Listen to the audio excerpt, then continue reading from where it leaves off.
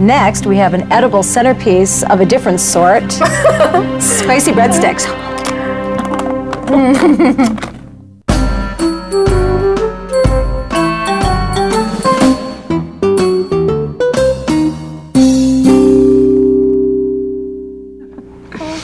These are so amazing. Cheese, garlic, herbs. We're now going to learn how to make Rose's spicy breadsticks. So what's the first step?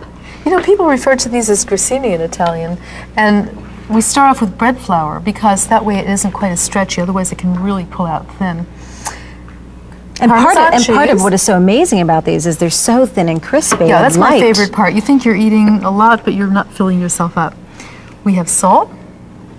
So white pepper. This is really spicy because they're meant to go with drinks. Thank you. Black pepper, garlic powder. Now, what is this? This looks Tabasco. like oh wow, that's where I was getting that little bite from. That's what gives the extra kick. The black pepper and the Tabasco. This is the instant yeast. And this so you don't have to add it with water. This looks like an amazing blend. Any combination of fresh herbs, yeah, oregano. So would you ever use dried here or just the fresh in these? You could, but I much prefer it. And fresh are so available these days that it's no problem. So start on low. I'm adding the water, and I'm just going to be kneading long enough to incorporate the water. It doesn't have to be kneaded long because we're going to be using the pasta machine. So we'll just wait for it to come together. Right. Now we have a smooth dough. You can see the consistency. It's a little bit sticky, but what I normally do is I finish kneading it by hand, adding enough flour to make it not sticky. And we have one right there. Yeah. And now it gets refrigerated. You put it in a bowl and refrigerate it immediately for 6 to 8 hours. If it starts rising up, just push it down. That develops the really good flavor. Now, I've cut this dough into quarters, and I'm going to put this one piece through the pasta roll. I'm excited about this part. The wide attachment. This is the part that's kind of like playing with your food. I love to do that. Me too. All right, so you're patting. Now, the cornmeal is not only going to add texture to the outside of flavor, but it's going to keep it from sticking. Keep it from sticking. Okay, so this will be a joint effort. And okay. we start always on low because so we can control it better. And if it sticks, we'll just smush it together and add some more cornmeal. But look, it's going just fine. I love it. So you could do this by hand, but with this makes it so much easier and more even. Yeah. Now we're just going to let this dry out for a few minutes. How does it feel? It feels like it might go through just beautifully. All right, let's try this. If not, we've got 3 more. Okay, slow. That's on the slow. Oh, here they come. Beautiful. We'll be able to tease them apart with our fingers. Okay, and I'll just help this through here.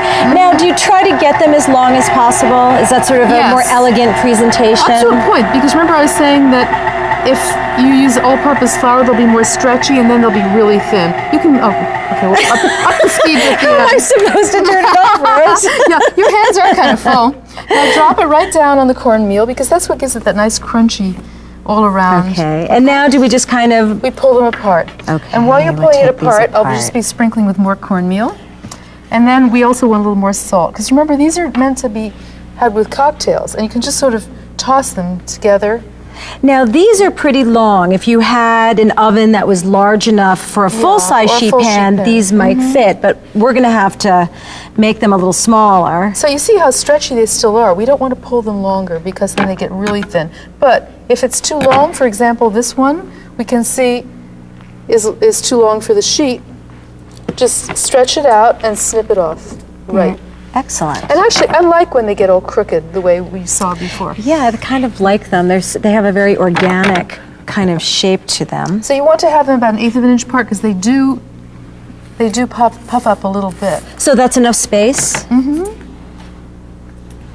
And you can fill up the sheet, and they only take about 10 minutes to bake. So if you only have one sheet, you just keep going. And here they are. Bring them on over.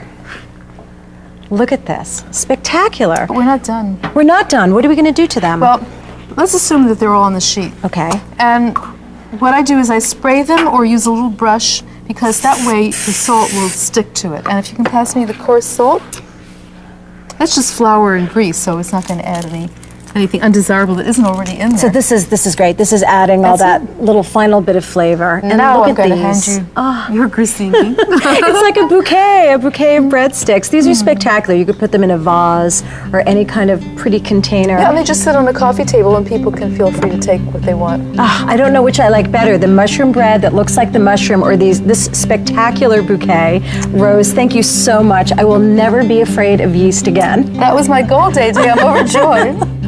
Well, we are not done yet. These beautiful breads and more are going to be in the dining room with Maria McBride Mellinger, who's created a tabletop featuring edible centerpieces.